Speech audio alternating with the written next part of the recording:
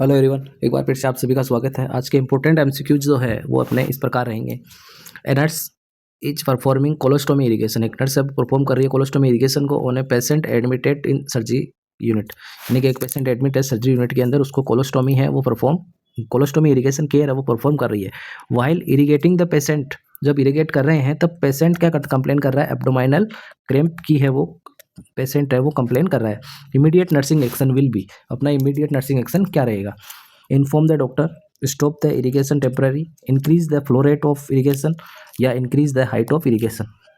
इस कंडीशन में जब अपन इरिगेशन कर रहे हैं और एब्डोमिनल क्रैम्प्स हो रहे हैं पेशेंट को, तो अपने को क्या करना है, टेम्पररी उसको स्टॉप करना है। तो बी ऑप्शन है वो इसका आपका राइट आंसर हो जाएगा। इसको अपने को क्या करना है, इमीडिएटली स्टॉप करना है।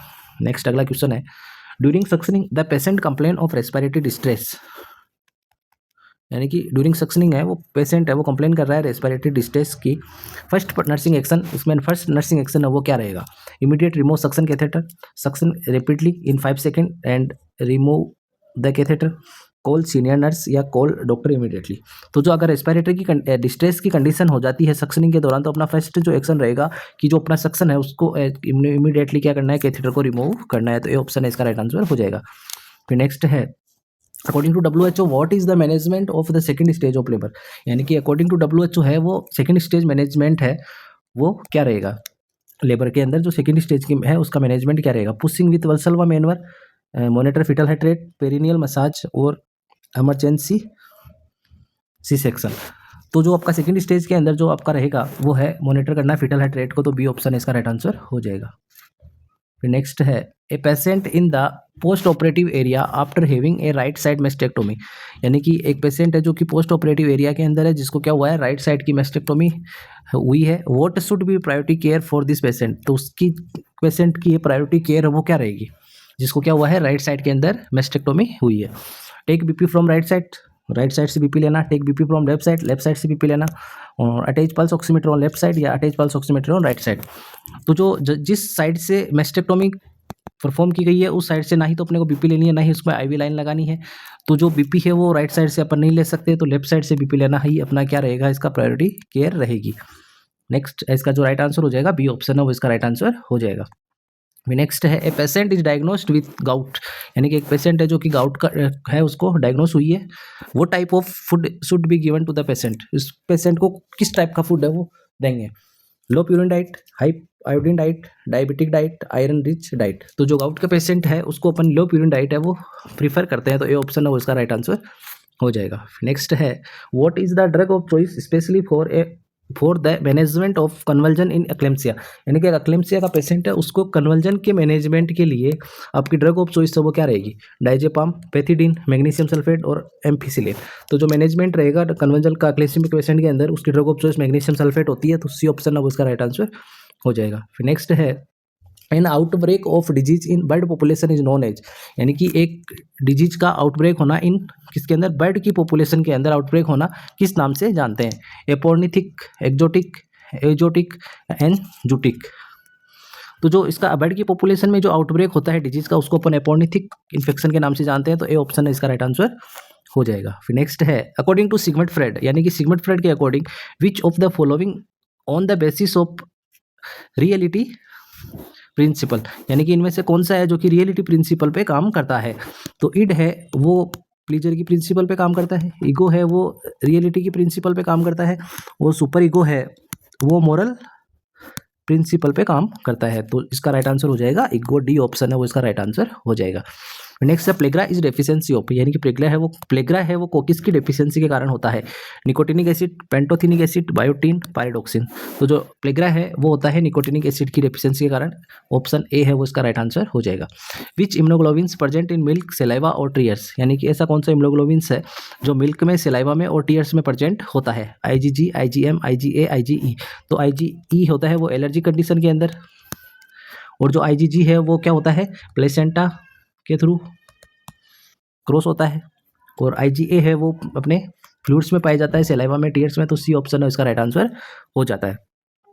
द कंडीशन लोकजा, यानी कि कंडीशन है लोकजा की are the initial clinical feature of, lockjaw है वो किस बीमारी का इनिशियल क्लिनिकल फीचर है? Tetanus, tuberculosis, pertussis, rabies. तो जो लोकजा है वो है टिटनेस का इनिशियल क्लिनिकल फीचर्स होता है, तो ए ऑप्शन है वो इसका राइट आंसर हो जाएगा। फिर नेक्स्ट है which type of hepatitis is called serum hepatitis, यानी कि कौन से हेपेटाइटिस को अपन सीरम हेपेटाइटिस के नाम से जानते हैं? तो सीरम हेपेटाइटिस है वो हेपेटाइटिस बी को जानते हैं, तो बी है वो इसका राइट आंसर हो जाएगा। नेक्स्ट है विच of the following is not a symptom of asthma, यानी कि इनमें से कौन सा है वो अस्थमा का सिम्टम नहीं है? Coughing, shortness of breath, wheezing, dilation of the airway. तो इसके अंदर अस्थमा के अंदर एयरवे का डायलेशन नहीं होके कॉन्स्ट्रिक्शन होता है, तो इसमें आपको पूछा है कि इसमें से कौन सा सिम्टम ऑफ अस्थमा का नहीं है, तो डी ऑप्शन है वो इसका राइट आंसर हो जाएगा। कफिंग भी होती है, शॉर्टनेस ऑफ ब्रीथ भी होता है, वीजिंग साउंड भी अस्थमा में देखने को मिलती है। नेक्स्ट है विच grade of pressure sore cause damage to the skin, tissue, muscle and bone, यानी कि प्रेशर सोर की कौन सी ग्रेड है जिसके अंदर डैमेज होता है टिश्यू, मसल्स और बोन्स का, जिसके अंदर क्या होता है बोन है वो दिखाई देने लग जाती है, ऐसा कौन सी जो ग्रेड है उसके अंदर होता है? फर्स्ट, सेकंड, थर्ड और फोर्थ। तो जो फोर्थ ग्रेड है उसके अंदर क्या होता है, ये सारे टिश्यूज, स्किन्स और मसल्स है वो सारी डैमेज होती है और इस जो बोन है वो अपीयर हो जाती है, तो डी ऑप्शन है वो इसका राइट आंसर हो जाएगा। A congenital disorder in which the back of nose is closed is called, यानी कि एक कंजेनाइटल डिसऑर्डर है जिसके अंदर क्या होता है कि जो नोज है उसकी जो बेक वाला पोर्शन है वो क्या होता है, क्लोज होता है, इसको किस नाम से जानते हैं?